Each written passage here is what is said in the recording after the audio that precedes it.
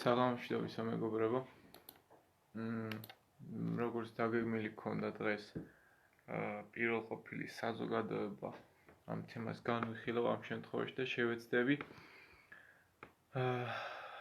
სრულად მოვიცვა ამ შემთხვევაში ის თეორიული მასალა, რაც შეიძლება მოვიდეს ეროვნულ ტესტებზე ამ ეპოქიდან და პერიოდიდან. ან ფაქტობრივად თქვენ როცა უშუალოდ იწყებთ მომზადებას, სწორედ რომ ამ თემით გადიხართ, ამ თემით ხსნით ეპოქის შესწავლა სწორედ ამ თემით იწყებთ და შესაბამისად ამ ყველაფერს თან სდევს ხოლმე რაღაცა პირველი წარმოდგენების გაჩენა, როგორ გელოდებათ, რა უნდა ისწავლოთ, როგორ უნდა ისწავლოთ და შესაბამისად ხშირ შემთხვევაში მისი უცხო ტერმინებიდან, ამ თემის უცხო ტერმინებიდან გამომდინარე, რაღაცა დიდი ის აქვთ ხოლმე, რომ აიმე ამას როგორ ვისწავლი, შემდეგო როგორ განვითარდება ამ შემთხვევაში სხვა თემა და ასე შემდეგ და ასე შემდეგ. მოკლედ, ბევრი რომ აღარ გავაგრძელო, პირდაპირ გადავალ ამ თემის განხილვაზე. დღეს რაც უნდა განვიხილოთ, ეს არის პირველყოფილური საზოგადოება, ეს არის პრეისტორიული ეპოქა, რომელიც ამ შემთხვევაში იწყება ძველი ქვის ხანიდან, შემდგომ უკვე გრძელდება ახალ ქვის ხანაში, შემდგომ უკვე გრძელდება ბრინჯაოს ხანაში, გადავდივართ უпростоრად ბრინჯაოს ხანაში და საბოლოოდ გადავდივართ რკინის ხანაში, რომელსაც ამ შემთხვევაში თქვენ უშუალოდ დეტალებს სწავლობთ და კონკრეტულ სახელმწიფოებს, რომელიც იწყება ძველი ეგვიპტის სამეფოს შესწავლით.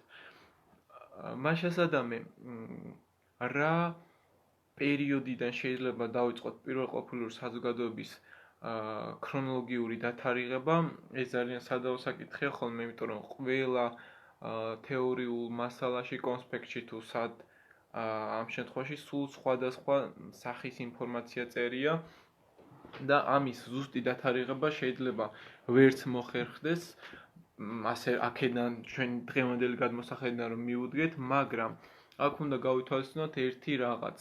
ზოგადი მიდგომა ამ საკითხისნადი როგორ იყო სხვადასხვა ისტორიკოსების მხრიდან და შესაბამისად ისე დავიწყოთ დათარიღება, რომელიც დაახლოებით შეიძლება დავათარიღოთ ძველი წელთა აღრიცხვით 70,000 წლიდან, როდესაც უშუალოდ იწყება პირველყოფილი საზოგადოების მოღვაწეობა დედამიწაზე.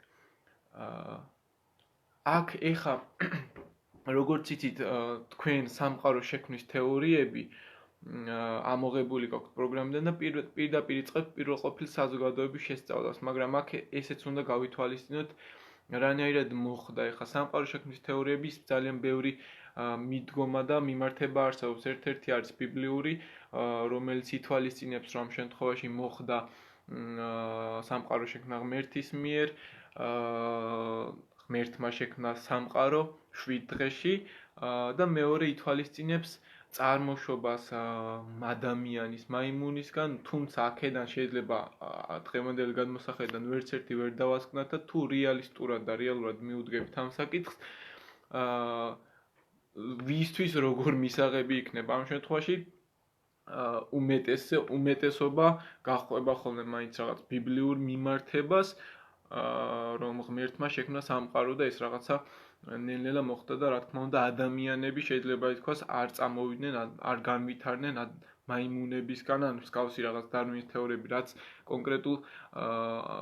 კონკრეტულად არის განხილული ამ საკითხს. ანუ ამებს აღარ გავაგრძელებ, პირდაპირ თეორიულ მასალას გადავალ, რაც ეხება უშუალოდ პირველყოფილ საზოგადოებას. მას შესაბამისად, როგორც გითხარით, დაახლოებით დათარიღება პირველყოფილი საზოგადოების იწყება ძველი წელთა აღრიცხვით 70,000 წლიდან და პირველი ეგეც შეიძლება განვიხილოთ ამ შემთხვევაში და პირველი პერიოდი, რომელიც ყველაზე ხანგრძლივი პერიოდია და ადამიანის განვითარების ისტორიაში, ეს არის პალეოლითის ხანა, ანუ ძველი ქვის ხანა, რომელიც იყოფა თავის მხრივ სამ პერიოდად. ეს არის ქვედა პალეოლითი, ეს არის შუა პალეოლითი და ეს არის ზედა პალეოლითი. და ქვედა პალეოლითის დათარიღება იწყება ძველი წელთაღრიცხვის 70,000 წლიდან, როცა ადამიანი განვითარების უდაბლეს ეტაპზეა და რა ეტაპზე ახლა ამას განვიხილავ. მაშასადამე ადამიანები საწყის ეტაპზე ცხოვრობენ ჯოგებად და მათი ამ შემთხვევაში საცხოვრებელი ძირითადი არის გამოქვაბული როგორც ისეთი ადგილი, რომელიც თავშესაფრისთვის გამოდგებოდა იმ პერიოდში იყო, რა თქმა უნდა, გამოქვაბული და შესაბამისად მოხდა შემდგომი განვითარება უკვე ნეოლითის ხანიდან შეიძლება ითქვას, რომ რაღაც საცხოვრებელი ტიპები, სახეობები გვხვდება უკვე არქეოლოგიური გათხრების შედეგად. ადამიანები ცხოვრობენ ჯოგებად, ხო? განვითარებული არის საკომუნიკაციო ენა, ეს ძირითადად ხდება ხმოვნებით, ესეთი მიმართვებით ამ შემთხვევაში და მინიშნებები ხდებოდა ხოლმე შესაბამისად ასეთი მიმართებით. სწორედ ამ პერიოდში ექმნებათ ადამიანებს პირველი რელიგიური წარმოდგენები და ეს ეხლა რა დეტალებსაც ჩამოგითვლით, ეს ყველა დეტალი ძირითადად ახასიათებს ზედა პალეოლითს ამ შემთხვევაში, როცა უკვე უშუალოდ ხდება ადამიანის ჩამოყალიბება რაღაცა პირვანდელი პრიმიტიული სახით, რასაც ქვია. ზედა პალეოლითი, რომელიც მოიცავს ძველი წელთაღრიცხვით 20,000 წლეულიდან ვიდრე ძველი წელთაღრიცხვით მე-12,000 წლეულამდე. მაშასადამე ცხოვრობენ ჯოგებად პირველყოფილი საზოგადოება. ცხოვრობს ჯოგებად პირველყოფილი საზოგადოება, საკუთარ სამსახურში ჩაიყენებს ამ შემთხვევაში ცეცხლს და დიდი რაღაცა იმით უვლის ამ ცეცხლს და ძირითადი დატვირთვა სწორედ ამ პერიოდში ენიჭებათ ქალებს და ადამიანი ყველაზე მთავარი არის ბუნებაზე, ყველაზე მთავარი რაც ამ პერიოდს ახასიათებს არის ის, რომ ბუნებაზე არის დამოკიდებული, ანუ სარგებელს იღებს იგი ბუნებიდან. და შესაბამისად ამ ყველაფერს მოსდევს ის, რომ ქალის გვარი, მიმართულება და ოჯახი უფრო წინ წაწეულია ვიდრე მამაკაცის ამ შემთხვევაში გვარი და შესაბამისად საფუძველი ეყრება მატრიარქალურ გვარს, ანუ დედამთავრულ გვარს, რომელშიც იგულისხმება, რომ წამყვანი ძალა ჯოგის ამ შემთხვევაში არის ქალი, რომელიც უზრუნველყოფს ამ ჯოგს საკვებით, ამავდროულად უზრუნველყოფს ამ ჯოგს გათბობით და სხვა იმ ძირითადი მახასიათებლებით, რაც იმ პერიოდის ადამიანისთვის სასიცოცხლოდ მნიშვნელოვანი იყო ცხოვრებისათვის.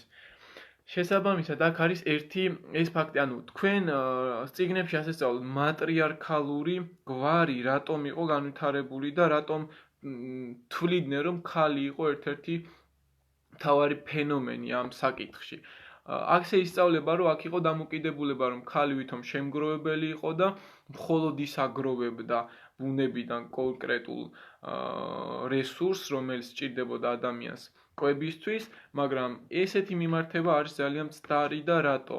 მცდარი იმ კუთხით, რომ რაღაცა ვითომ ხდებოდა საბჭოთა კავშირის პერიოდში, აი ამ პერიოდების ასეთი ტაბუ დადებული თემების დაბლოკვა, რაშიც იგულისხმება ერთი რამ.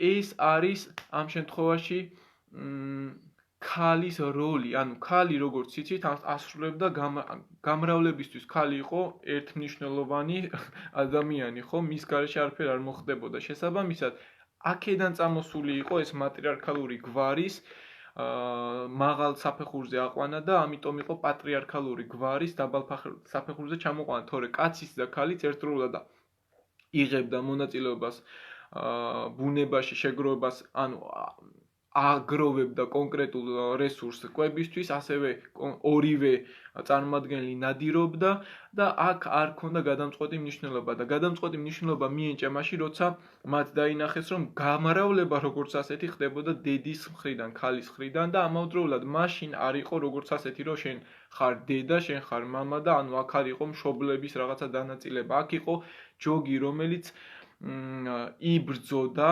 გადარჩენისთვის და ეს გადარჩენა დამოკიდებული იყო რაზე? ბუნებაზე. ბუნება, რასაც მისცემდათ, ისე მოხდებოდა მათი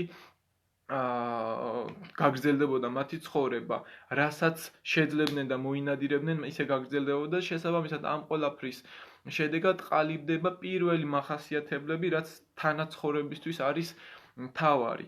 ეხლა კიდევ ერთხელ ხაზს გავუსვავ და ჩამოვაყალიბებ ყველა იმ მნიშვნელოვან დეტალს, რომელიც ძველი წელთა აღრიცხვით მე-20,000 წლეულიდან მე-12,000 წლეულამდე ზედა პალეოლითში ვითარდება.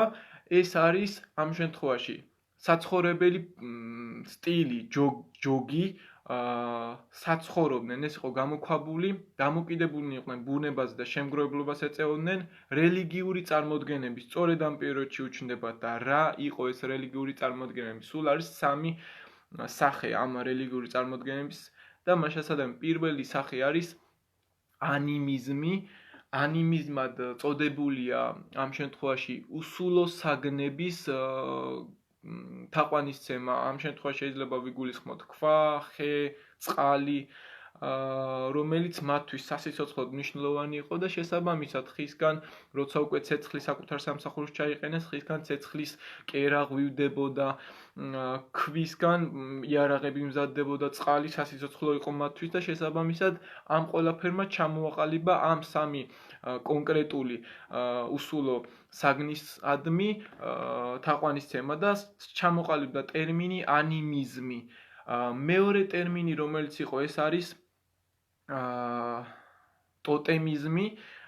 ტოტემიზმი ითვალისწინებდა კონკრეტულად ცხოველების თაყვანისცემას. ტოტემი ერთგვარი არის ხისგან შექმნილი რაღაც სკულპტურა, ან ქვისგან, ან კონკრეტული საგნისგან, რომელიც მათთვის რაღაცა ან საშიში იყო, ან რაღაც დიდარს წარმოადგენდა და სასიცოცხლოდ მნიშვნელოვანი იყო. კიდევ ხაზს უსვამ, გამომდინარე იქიდან, რომ ადამიანებს არ ჰქონდათ რაღაცა მოლოდინი იმისა, რომ აი ამ პერიოდის გასვლის შემდეგ ის რაღაცას აკვებს მისცემდა, ის რაღაცას მისცემდა, შესაბამისად ისინი მთლიან ბუნებაზე იყვნენ დამოკიდებული და რაც მოხდებოდა, ისე მიყვებოდნენ. ამ ყველაფერმა წარმოქმნა ეს ყველაფერი. პირველი იყო ანიმიზმი, როგორც განვიხილეთ, და მეორე იყო ტოტემიზმი, რომელშიც იგულისხმება ცხოველების თაყვანისცემა.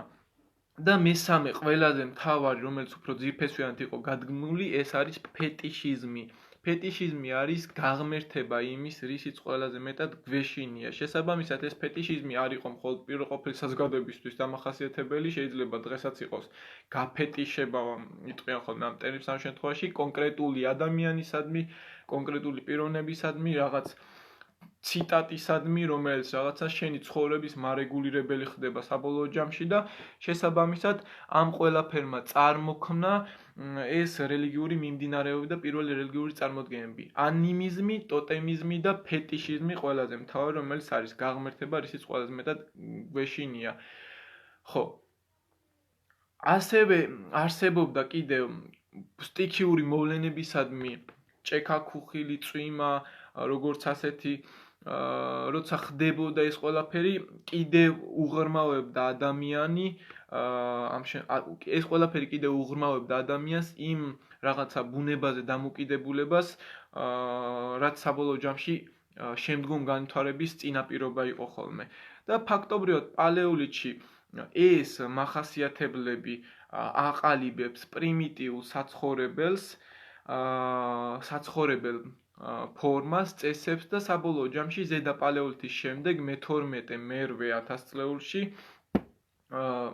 მე-12-დან მე-1000 წლეულში ხო გადავდივართ უკვე შუა ქვის ხანაში, რომელიც შეიძლება ითქვას არც ისე ხანგრძლივი, მაგრამ რაღაც კონკრეტული ახალი ცვლილების ახალ საფეხურზე ახყავს ადამიანი ამ პერიოდში. ანუ მე-12-მე-1000 წლეულში ადამიანი ადის გამოქვაბულში, შედის გამოქვაბულში და შეიძლება ითქვას იკეტება, იმიტომ რომ ეს ყველაფერი განაპირობა გამყინვარების დაწყებამ. მე-12-1000 წლეულში დაიწყო აციება, ადამიანი იძულებული გახდა ბარიდან მთაში ასულიყო და შესაბამისად ამ ყველაფერმა წარმოქმნა ახალი საძიებო სასიცოცხლო წყარო, რომელიც ძირითადად ითვალისწინებდა მონადირეობას. ანუ მონადირეობა განვითარდა, მშვილდისარი გამოიგონეს და მონადირეობის ახალ საფეხურზე ავიდნენ და ამავდროულად საფუძველი ჩაიყარა ახალ მიმდინარეობა, შეიძლება ასე ითქვას, რომელიც არის მეთევზეობა. ანუ ძირითადი ამ შემთხვევაში მახასიათებელი მეზოლითის ხანას, რომელიც მე-12-მე 1000 წლით თარიღდება, ეს არის. და ამ პერიოდში ერთ-ერთი ყველაზე მთავარი არის ის, რომ ლანდშაფტი იცვლება. ანუ ბუნების ლანდშაფტი თუ იყო პალეოლითის ხანაში დაფარული ყველაფერი მწვანე ფერით, ეს ყველაფერი შემდეგ თეთრი ხდება. ანუ გამყინვარების შედეგად ყინულით იფარება და ლანდშაფტის ცვლილება ახასიათებს მეზოლითის ხანას მე-12-მე 1000 წლებში. ხო, ეს ტერმინები შეგვხვდებაც გამოცდაზე, აი მე მაგალითად, ანუ თქვენ რაც გიწერთ მარტო ნეოლითის ეპოქა არ შედის რეალურად და შესაბამისად ეს ყველა ეპოქა კარგად უნდა გქონდეთ დამუშავებული და ეხლა შეგვხვდებათ ვის რა მოგონებაში აზრად, ეს უკვე იმასია დამოკიდებული, მე წინასწარ იმას ვერ მოგცემთ პროგნოზს, მაგრამ ერთი ვიცი რომ უნდა ისწავლოთ ან იცოდეთ ამ შემთხვევაში, ნუ ყოველ შემთხვევაში მე ასე ვაკეთებ, თქვენ თვითონ გადაწყვეტეთ. ხო, შევაჯამოთ მოკლედ პალეოლითი და მეზოლითი განვიხილეთ. 70000 წლიდან იწყება ძველი წელთაღრიცხვით პალეოლითის ხანა, რომელიც სამ პერიოდს მოიცავს: ქვედა, შუა და ზედა და შემდგომ გადავდივართ უკვე მეზოლითის ხანაზე, რომელიც მოიცავს მე-12-მე 1000 წლეულებს და დეტალები განვიხილეთ. ხო. და მე-1000 წლეულიდან უკვე გადავდივართ ყველაზე მთავარ პერიოდზე, რომელიც არის ნეოლითის ეპოქა. ფაქტობრივად ამ პერიოდში, ანუ მე-1000 წლეულიდან გამყინვარების ეპოქა სრულდება და ისევ ადამიანი მთიდან ბარში ჩამოდის და მე-1000 წლეულიდან იწყება ის ძირითადი მახასიათებლები, რომელიც უკვე რაღაცა სამეზობლო ან გვაროვნული თემისთვის დამახასიათებელი იქნებოდა. თუმცა აქ ხას გაუსვა, რომ სამეზობლო და გვაროვნული თემი საბოლოო ჯამში ჩამოყალიბდა გვიან ბრინჯაოს ხანაში და რეალურად ნეოლითის ხანაში მხოლოდ და მხოლოდ ნიშნები შეიქმნა ამის. ანუ რაღაცა ახალის დაწყების, უფრო მყარი კავშირის ამ შემთხვევაში. როცა უკვე მეზოლითი დასრულდა, ლანდშაფტი ისევ შეიცვალა საბოლოო ჯამში, ამას მოჰყვა მთიდან ბარში ჩამოსვლა და ფაქტობრივად ადამიანი ბუნებაზე დამოკიდებული თუ იყო პალეოლითში, ამ შემთხვევაში ნეოლითში თვითონ ქმნის ისეთ რაღაცას, რომ დამოკიდებულება ბუნებისადმი მოეხსნას. კერძოდ ეს არის, იგი იწყებს მიწის დამუშავებას, ამ მიწის დამუშავებას მოჰყვება ის, რომ ფაქტობრივად ადამიანი ქვის მარტივი იარაღებით ახერხებს მიწა ისე დაამუშავოს, რომ იქიდან მოსავალი მიიღოს და შესაბამისად ვითარდება მარცვლეული კულტურა, ხორბალი, ქერი, სიმინდი. ამ პერიოდში ხდება მოშინაურება მსხვილფეხა პირუტყვისა და შესაბამისად პირველი სადგომები, პირველი საცხოვრებლები უკვე ბარში ჩნდება და საბოლოო ჯამში ნეოლითურ რევოლუციას იმიტომ ეწოდა დიდი რევოლუცია ამ შემთხვევაში, რომ ძირითადი გარდატეხა მოხდა, რომ ადამიანი ბუნებაზე აღარ დამოკიდებული და უკვე თვითონ იწყებს დამუშავებას. ანუ ხდება მომხმარებლიდან გადადის მწარმოებელზე, ხდება მწარმოებელი და თვითონ აწარმოებს. ანუ ამავდროულად ვითარდება მეთუნეობა, ანუ ადამიანი იწყებს თიხის მარტივ დამუშავებას, იწყებს ხმნას, თესვას და იწყებს ქსოვას. და სწორედ ამ პერიოდში ხდება პირველი კერამიკული, ასე ვთქვათ, ნივთები. ამ შემთხვევაში ეს არის ძირითადად ტყვისა და არაქსის ტერიტორია და ამ შემთხვევაში შეიძლება ურარტუს მიდამოებიც ვივარაუდოთ, სადაც საცხოვრებელი, აი აქ გადმოსახლებული ადამიანისა უკვე ფაქტობრივად აქ განლაგდა თავდაპირველად, შემდგომ მოხდა ამოსვლა უფრო ჩრდილოეთით. ხო, ნეოლითურ რევოლუციის დროს ყველაზე მთავარი და დამახასიათებელი რაც გახდა კიდევ არის ის, რომ პირველი ნიშნები ჩაისახა ანტაგონიზმისა, მაგრამ აქაც ხაზს გაუსმა, როგორც ხაზი გაუსვა იმას, რომ სამეზობლო თემის პირველი ნიშნები ჩაისახა უფრო მყარი კავშირის შექმნისა, მაგრამ ვერ მოხერხდა და პირველი ნიშნები ანტაგონიზმისა. ანტაგონიზმი არის დაპირისპირება ქონებრივ ნიადაგზე. შესაბამისად, ანტაგონიზმის გაჩენამ შექმნა საფუძველი, რომ თუ ვიღაცას შენ უპირისპირდებ იმის გამო, რომ მას რაღაც აქვს ის, რაც შენ არ გაქვს, ამ ყველაფერს მოსდევს რა? შენს გარშემო სხვა თანამოაზრეების გაერთიანება, მის გარშემოც ასევე ხდებოდა და ამ ყველაფერს მოჰყვებოდა საბოლოო ჯამში დაპირისპირება, რაც ქმნიდა უფრო მყარ კავშირებს, რომელიც გვიან ბრინჯაოს ხანაში გამოვლინდა საბოლოო ჯამში. ნეოლითური ხანა მოიცავს მერვე 1000 წლეულიდან მე-7 ან მე-6 წლეულს კიდევ იძახი დათარიღება ზუსტი ვერ იქნება, მაგრამ ზოგადი ასე ვთქვათ ხდება ხოლმე, ანუ არტეფაქტებია ძირითადად აი ამ ეპოქებისთვის, ანუ ისტორიოგრაფიისთვის დამახასიათებელი თავარი დასაყრდენი არტეფაქტები არქეოლოგიური, რომელიც აღმოჩენილია სწორედ აი ამ პერიოდში და ასეთი განვითარების დონით. შესაბამისად, ეს დონეები იცვლებოდა აი ასეთი დათარიღებით, დაახლოებით როგორც დაათარიღეს და შესაბამისად ასე მოხდა ამ ქრონოლოგიის დადგენა. თუმცა კიდევ იძახი ხას გაუსვამაქ, რომ ზუსტი პერიოდი და ეპოქა ამისი თუ როდის რა იყო არ არსებობს. ხო, რაც შეეხება ნეოლითურ ხანის შემდეგ გადავდივართ მე-7, მე-6 ან მე-5 წლეულებში, რომელიც მოიცავს ნეოლითურ, უпростоრად ენეოლითურ ეპოქას. ენეოლითი არის უკვე იგივე სპილენძ ქვის ხანა, იგივე გარდამავალი პერიოდი. ანუ დაიმახსოვრეთ, აი ამ მე-6 მე-5 წლეულს ქვია სამი სახელი: ენეოლითის ხანა, სპილენძ ქვის ხანა და გარდამავალი პერიოდი. ენეოლითის ხანა თავისი წარმოშობიდან, ბერძნული წარმოშობიდან, გარდამავალი პერიოდი, იმიტომ რომ მცირე პერიოდს მოიცავს და მნიშვნელოვანი ისეთი არაფერი არ ხდება და რაც მოხდა ერთი მნიშვნელოვანი, ამასაც გეტყვით და სპილენძ ქვის ხანა, იმიტომ რომ ქვასთან ერთად გამოიგონეს ახალი, ასე ვთქვათ, გამოიგონეს რაღაც და აღმოაჩინეს ახალი ლითონი, პირველი ლითონის სახით სპილენძი, მაგრამ სპილენძის სირბილისვე გამო ვერ მოხერხდა ქვის სრული ჩანაცვლება. შესაბამისად, ამ ყველაფერმა და ტერმინი შექმნა ეს და საბოლოო ჯამში დაერქვა სახელი სპილენძისა და ქვის ხანა ორივე ერთდროულად, იმიტომ რომ სპილენძი იცით რომ რბილია და მარტივად ტყდება და შესაბამისად ამ ყველაფერმა საშუალება არ მისცა ამ პერიოდს, რომ ბოლომდე ჩაენაცვლებინა ქვა და ამიტომ დაერქვა ეს სახელწოდება. ძირითადი მახასიათებელი ზუსტად ეს არის. მე-6, მე-5 წლეულში ადამიანი პირველი ლითონის სახით სპილენძს აღმოაჩენს. და აი უკვე ნეოლითის და ენეოლითის ხანა ფაქტობრივად მოიცავს ახალი ქვის ხანას. ეხა შევაჯამოთ ზოგადად ქვის ხანა და ამის შემდეგ გადავდივართ ბრინჯაოს ხანაზე უკვე და მერე ბრინჯაოს ხანას ცალკე გავთხილავ. ესე იგი, ქვის ხანა მოიცავს სამ პერიოდს. ეს არის ძველი ქვის ხანა, შუა ქვის ხანა, ახალი ქვის ხანა. ძველი ქვის ხანა იგივე პალეოლითი თარიღდება ძველი წელთაღრიცხვით 70000 წლით, მოიცავს ქვე-სამეულ პერიოდს, ეს არის ქვედა, შუა და ზედა პალეოლითი და აქედან გამორჩეულია ზედა პალეოლითი და ის დეტალები, რაც გამხილე ზედა პალეოლითს მიეკუთვნება და თარიღდება მე-20-მე-12 წლეულებით. მეორე არის შუა ქვის ხანა, რომელიც მე-12-მე-8 წლეულებით თარიღდება, ანუ მეზოლითი და მესამე არის ახალი ქვის ხანა, რომელიც ორი პერიოდით, ნეოლითით და ენეოლითით თარიღდება, ეს არის მე-8, მე-7 ან მე-6 და ენეოლითი არის მე-6, მე-7 ან მე-5. და საბოლოო ჯამში ეს დეტალები უკვე თქვენ თვითონ დაანაწილეთ. ხო, ეხა ყველაზე მთავარი, როგორ დაიწყო ადამიანმა ცხოვრება.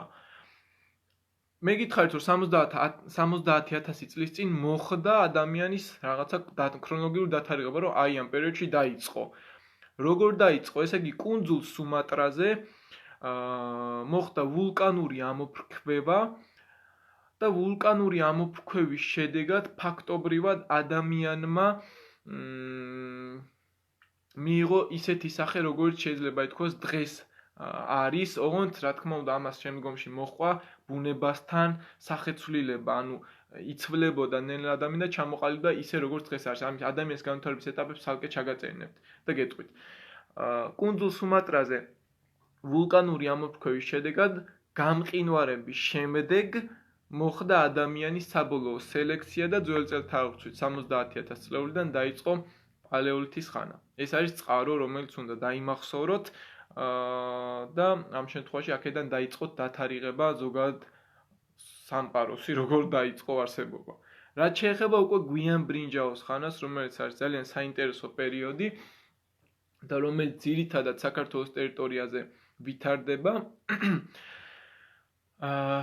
მოიცავს სამ პერიოდს, ესეც გვიან ბრინჯაოს ხანა, ეს არის ადრე ბრინჯაოს ხანა, შუა ბრინჯაოს ხანა და გვიანი ბრინჯაოს ხანა. ადრე ბრინჯაოს ხანა მოიცავს მეოთხე, მესამე ათასწლეულებს ძველი წელთა აღრიცხვით, შუა ბრინჯაოს ხანა მოიცავს მესამე, მეორე ათასწლეულებს, ესეც ძველი წელთა აღრიცხვაა და გვიანი ბრინჯაოს ხანა მოიცავს მეორე, პირველ ათასწლეულებს, ესეც გვიანი ბრინჯაოს ხანა. ფაქტობრივად აი ამ ეპოქაში ყალიბდება სახელმწიფოსთვის და ტომისთვის დამახასიათებელი ნიშნები. ადრე ბრინჯაოს ხანას ახასიათებს მტკვარ-არაქსის კულტურა. ეს კულტურის დახასიათება რას ნიშნავს? ანუ მტკვრისა და არაგვის შესართავთან და მიდამოებში ვითარდებოდა და ხდებოდა ამ ადამიანების ადრე ბრინჯაოს ხანის ადამიანების სამოსახლოები სწორედ ამ ტერიტორიებზე გვხვდება. და ამიტომ არის კულტურის დახასიათება, თორე ეს რაღაცა არ არის რაღაცა ისე ცალკე იმას არ მოიცავს. იმიტომ და ანუ გეოგრაფიული მდებარეობიდან გამომდინარე დაერქვა მტკვარ-არაქსის კულტურა. რა ხდება ამ პერიოდში? ჩვენ ვიცით, რომ ნეოლითური რევოლუცია იმიტომ ეწოდა ნეოლითის ხანას, რომ მიწათმოქმედება დაიწყო ადამიანმა. შესაბამისად, ნეოლითის შემდეგ განვითარება გამოვლინდა ყველაზე კარგი ადრე ბრინჯაოს ხანაში, როცა ადამიანმა პირველი გუთანი შექმნა და განვითარდა გუთნური მიწათმოქმედება. შესაბამისად, გუთანს სჭირდებოდა გამწევი ძალა და ასეთი იყო ხარი ან ცხენი. შესაბამისად, ხარისა და ცხენის მოშინაურებამ საბოლოო ჯამში გამწევ ძალას კიდევ ერთი დამატება სჭირდებოდა ისეთი ადამიანი, ძლიერი ადამიანი, რომელიც ამ ყველაფერს აამუშავებდა და ესეთი ადამიანი უკვე აღარ იყო ქალი, ეს იყო უკვე კაცი და შესაბამისად ადრე ბრინჯაოს ხანაში პალეოლითის შემდეგ ხდება მატრიარქალური გვარის ჩანაცვლება პატრიარქალური გვარით, ანუ დედამთავრული გვარის ჩანაცვლება მამამთავრული გვარით და საბოლოო ჯამში კაცი ხდება მთავარი წერტილი ოჯახში. კაცი წყვეს ყველაფერს უკვე და შესაბამისად აქედან მომდინარეობს ყველა ის დაკავშირებული, ოჯახთან დაკავშირებული, ასოცირებული რაღაცა პრობლემები ქალსა და კაცს შორის, ხო? ნუ ეს რა თქმა უნდა ხუმრობთ. კაცის როლი ფაქტობრივად ადრე ბრინჯაოს ხანაში ხდება ერთ-ერთი მთავარი. შესაბამისად, როგორც გითხარით, გუთნური მიწათმოქმეdes განვითარებამ დააწინაურა ეს გვარი და შესაბამისად ძირეული რაღაცა სხვა ისეთი არაფერი აღარ ხდება ადრე ბრინჯაოს ხანაში და სულ სამი რაღაც არის. ცხენი მოიშინაურეს, გამწევი ძალა, ცხენი ან ხარი, გუთანი გამოიგონეს და განვითარა გუთნური მიწათმოქმედება და მატრიარქატი ჩაანაცვლა პატრიარქატმა. და მოიცავს მეოთხე, მესამე ათასწლეულებს, ახასიათებს მტკვარ-არაქსის კულტურა. გადავედით ახლა შუა ბრინჯაოს ხანაზე, რომელიც მოიცავს მესამე, მეორე ათასწლეულებს. ამას ამ შუა ბრინჯაოს ხანას ახასიათებს თრიალეთურ ყორღანული კულტურა. თრიალეთურ ყორღანული რატომ? იმიტომ რომ ძირითადი სამოსახლოები ამ პერიოდისა გვხვდება თრიალეთის ზეგანზე და ყორღანული რატო? ყორღანი არის ერთგვარი სამარხი. და ეს სამარხი შეიძლება ითქვას როგორი ტიპის იყო დაახლოებით ოთახი რომ წარმოიდგინოთ, რომელიც 4 მხრიდან რიყის ქვით არის ნაგები და საბოლოო ჯამში ამ ოთახში არის ერთი დიდი გრძელი კორიდორი შემოსასვლელი, სადაც უკვე 4 ადამიანს ურემზე დასვენებულ შემოჰყავდათ ამ შემთხვევაში და ამ ყორღანში რომელიც გადახურული იყო, აქ ასვენებდნენ და ეს იყო ყორღანის ჩამოყალიბების, ანუ პირვანდელი დაკრძალვის წესების და სარიტუალო ამასთან დაკავშირებული სარიტუალო წესების დამკვიდრება. შესაბამისად, ყორღანების ეპოქა ახასიათებს ამ შუა ბრინჯაოს ხანას და ყველაზე ბევრი სამარხები სწორედ ამ პერიოდში გვხდება, მათ შორის თრიალეთის ზეგანზე, მათ შორის სომხეთში, ხო, რომელიც ძველი მილიტარისტულ სახელმწიფოს თუ შევადარებთ, ეს იყო ურარტუს ტერიტორიას მოიცავდა ძირითადად. ხო. ეხა რა იყო ეს 4 თვალა ეტლზე დასვენებული შეჰყავდათ. ეს 4 თვალა ეტლი ძალიან დიდია, თუ ნამყოფი ხართ საქართველოს ეროვნულ მუზეუმში, იქ არის ზუსტად ეს ეტლი, ძალიან დიდი ბორბლებით, მთლიანად ამოღებულია, თუმცა რაღაცა ნაწილია მხოლოდ ერთი ნაწილი დაკარგულია, როგორც ვიცი. ამავდროულად ამ შუაბრინჯაოს ხანაში ხდება პირველი, ასე ვთქვათ, სამეზობლო და გვაროვნული სამეზობლო თემის ჩამოყალიბება. სამეზობლო თემის ჩამოყალიბებამ ფაქტობრივად ხელი შეუწყო სახლის, ასე ვთქვათ, სქემის შექმნას, ანუ როგორი უნდა ყოფილიყო სახლი. ახლა პირვანდელი დაახლოებით წარმოგიდგენიათ, რომ რაღაცა კარავის მსგავსი, რომელსაც შუაში თავღია აქვს ამ შემთხვევაში და შუაში არის ცეცხლი, რომელიც მთავარი მამოძრავებელი ძალა იყო ამ შემთხვევაში იმ პერიოდისთვის და საბოლოო ჯამში ეს თვითონ ცეცხლი, რაზეც უშუალოდ ინთებოდა ამ კარავში, ესეც ამ შემთხვევაში შემონახული გვაქვს საქართველოს ეროვნულ მუზეუმში. ანუ პროტოტიპი ამ ეს ცეცხლის დასანთები, ასე ვთქვათ, ნივთი. ხო, ანუ შუაბრინჯაოს ხანაში ფაქტობრივად ხდება საცხოვრებელი წესებისა და მეთოდების ჩამოყალიბება და ეს ყორღანების ეპოქამ ფაქტობრივად შექმნა ისეთი მდგომარეობა, რომ ადამიანს არაფერი აღარ დარჩა გარდა იმისა, რომ ვიღაცას დაპირისპირებოდა და აქედან უკვე მიდის გვიანი ბრინჯაოს ხანაზე, როცა ფაქტობრივად ანტაგონიზმი როგორც ასეთი ყალიბდება. ეხლა ეს ყორღანი როგორი სახით ხდება დღეს, მაგალითად, სანამ არქეოლოგიური გათხრები ჩატარდებოდა, ეს იყო რაღაცა გორაკ-ბორცვები. და ამის შიგნით ცხადი იყო, რომ რაღაცა დიდი უნდა ყოფილიყო შესაბამისად ამ გორაკ-ბორცვების გათხრამ საბოლოო ჯამში შედეგი გვაჩვენა, რომ ეს იყო ერთგვარი სამარხი. ხო, ბელადებს მარხავდნენ მხოლოდ ბელადებს არ მარხავდნენ, აქ მე როგორც ვიცი, არ ვიცი ახლა თქვენ რომელი წყაროდან გაქვთ ნასწავლი, მე ვიცი რომ მხოლოდ ბელადების სამარხი არ იყო ყორღანი, ეს იყო ზოგადი წესი დამარხვისა, მაგრამ ყორღანის ასე ვთქვათ, ზომა და იქ ჩატანებული მნიშვნელოვანი ნივთები მისთვის დამოკიდებული იყო იმაზე, თუ რა ასე ვთქვათ, თანამდებობა ეკავა, შეიძლება ითქვას ამ ადამიანს. ბელადი იყო ჩვეულებრივი ადამიანი, რომელიც მხოლოდ ადგილობრივ ყველაზე დაბალ ფენას უერთდებოდა, თუ როგორ შეიძლება დავახასიათოთ ამას, ანუ ამაზე იყო დამოკიდებული, მხოლოდ ბელადებს არ კრძალავდნენ ყორღანებში. ხო, და ეს კიდევ ვიძახი, მოიცავს მესამე-მეორე ათასწლეულებს. ამის შემდეგ გადავდივართ უკვე გვიან ბრინჯაოს ხანაში. გვიანი ბრინჯაოს ხანა მოიცავს ამ შემთხვევაში მეორე-პირველ ათასწლეულებს და ფაქტობრივად ჩვენ ყველა დეტალი ჩამოვაყალიბეთ, განვიხილეთ, რაც ცხოვრებისთვის, არსებობისთვის საჭიროა და შესაბამისად რაც გითხარით, რაღა დარჩენია ადამიანს თუ არა დაპირისპირება და ფაქტობრივად გვიან ბრინჯაოს ხანაში ხდება სამეზობლო თემის შეცვლა გვაროვნული თემით, გვაროვნული თემის შეცვლა უკვე რაღაცა ტომთა კავშირით, ტომთა კავშირის შეცვლა უკვე საბოლოო ჯამში სახელმწიფოთი და ამ გვიან ბრინჯაოს სახელმწიფოს თქვენ დეტალურად სწავლობთ უკვე მე-7 პარაგრაფიდან და ერთ-ერთი გვიან ბრინჯაოს უძველესი სახელმწიფო სწორედ რომ გახლავთ ეგვიპტე, ძველი ეგვიპტის სამეფოთი იწყება, ასე ვთქვათ, თქვენი თეორიული მასალა. გვიან ბრინჯაოს ხანაში ყალიბდება, ანუ რა, სამეზობლო თემი ცვლის გვაროვნულ თემს, გვაროვნული თემი ცვლის ტომს და ტომს ცვლის საბოლოო ჯამში სახელმწიფო. ამ პერიოდში ხდება პირველი უკვე დაპირისპირება ქონებრივ ნიადაგზე, ანუ ანტაგონიზმი დამკვიდრდა და ადამიანმა დაიწყო ერთგვარად ჩამოყალიბება პატარ-პატარა დაჯგუფებებისა,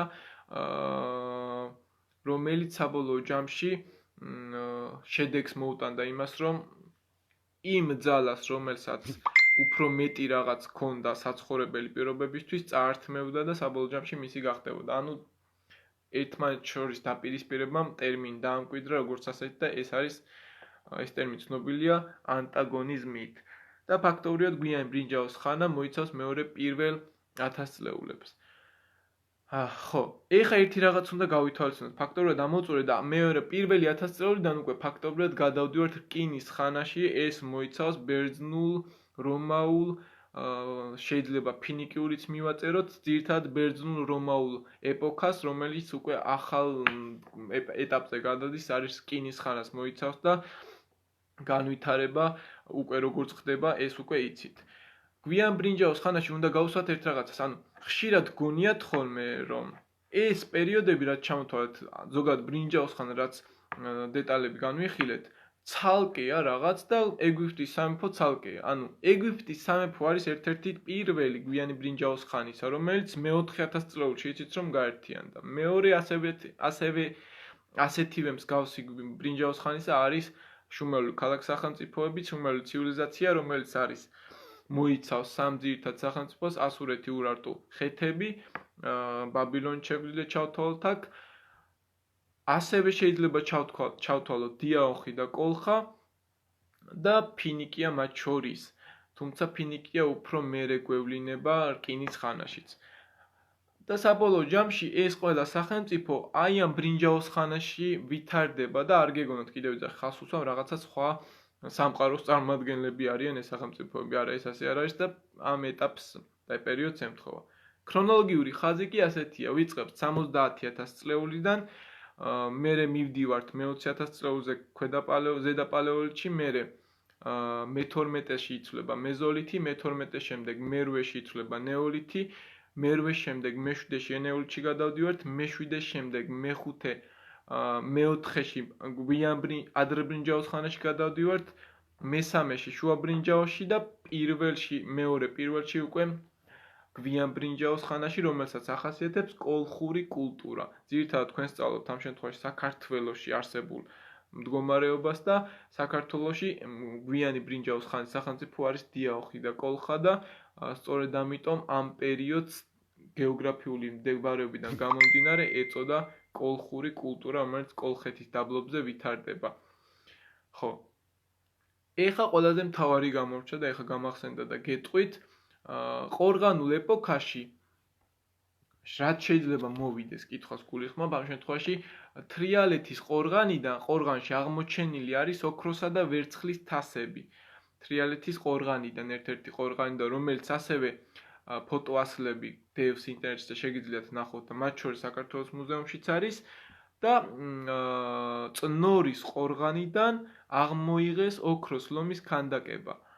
ეს არის, იცით რომელი 5 თეთრიანზე რომ არის გამოსახული პატარა ამ შემთხვევაში ოქროს ლომი, სწორედ რომ ეს არის წნორის ყორღანიდან ამოღებული და საბოლოო ჯამში ოქროსა და ვერცხლის თასები, თრიალეთის ყორღანიდან და წნორის ყორღანიდან ოქროს ლომის ქანდაკება აი ამ პერიოდში შუაბრინჯაოს ხანაში აღმოაჩინეს და ესეც ყველაფერი სახეზე არის ინტერნეტ სივრცეში და ამ ყველაფერს ფოტოები ნახეთ, იმიტომ რომ წარმოდგენა გქონდეთ ზოგადად ყველაფერზე ყორღანი რა არის, ის 4 თვალაეტლი რა არის, თუ ყველა დეტალი ზოგადად ქვის იარაღი როგორი იყო და ასე შემდეგ და ასე შემდეგ. ხო. ძირითადი ანუ სირთულე ამაში მე როგორც ხვდები არაფერი არ არის სხვა გაკვეთილებთან შედარებით, მაგრამ ძირითადი თეორიული მასალა ეს იყო და ამ შემთხვევაში ამის გარდა სხვა კითხვა აი ფიზიკურად შეუძლებელია რამე მოგივიდეს, იმიტომ რომ ამაზე დეტალებს თუ შეისწავლეთ, ეს უკვე არის საუნივერსიტეტო, საბაკალავრო მასალა ამ შემთხვევაში, რომელიც უფრო ძირფესვიანად სწავლობს, მაგრამ ზოგადი ცნებები ამ პერიოდებზე ეს არის, რომელიც არის მაქსიმალური შეიძლება ითქვას სკოლის კურსისთვის და ამაზე მეტი თუ ეს გეცოდინებათ, პირობას გაძლევთ მე პირადად, რომ ამაზე მეტი არაფერი არ მოვა და კიდევ ერთი გამახსენდა ამ საუბარში ენეოლითის ხანას ახასიათებს შულავერის კულტურა. ზოგადად კულტურის როგორც გითხარით დახასიათება ხდება მეთქი გეოგრაფიული მდებარეობით. ანუ ენეოლითის ხანას მე-6-1000 წლეულის, რომელიც მოიცავს ძირითადი, ასე ვთქვათ, ტიპი სპილენძის იარაღისა შულავერში ქვემო ქართლში არის ესეთი, ასე ვთქვათ, დაბლაგომის ყვირილას ხეობაში არის შულავერი და სწორედ აქ არის აღმოჩენილი და შესაბამისად დათარიღება და ის კულტურის დათარიღება როგორც ასეთი სწორედ ამის მიხედვით ხდება. ასევე არის მტკვარ-არაქსზე, თრიალეთურ ყორღანზე და ასევე არის კოლხურ კულტურაზეც. ხო, მე მგონი ყველა დეტალი გითხარით და დანარჩენს უკვე თქვენ თვითონ დაამუშავებთ. კარგი, ახლა დაგემშვიდობებით და ის 4 შაბათს მოკლედ ის რა ლაივიც არის დაგეგმილი პირველი მსოფლიო ომი ამ შემთხვევაში ყველა სურვილი ეს იყო და ამ შემთხვევაში ამ თემას განვიხილა უკვე 4 შაბათს 11-ზე ანაც საათზე, უფრო 11-ზე მგონია. ახლა დაგემშვიდობებით.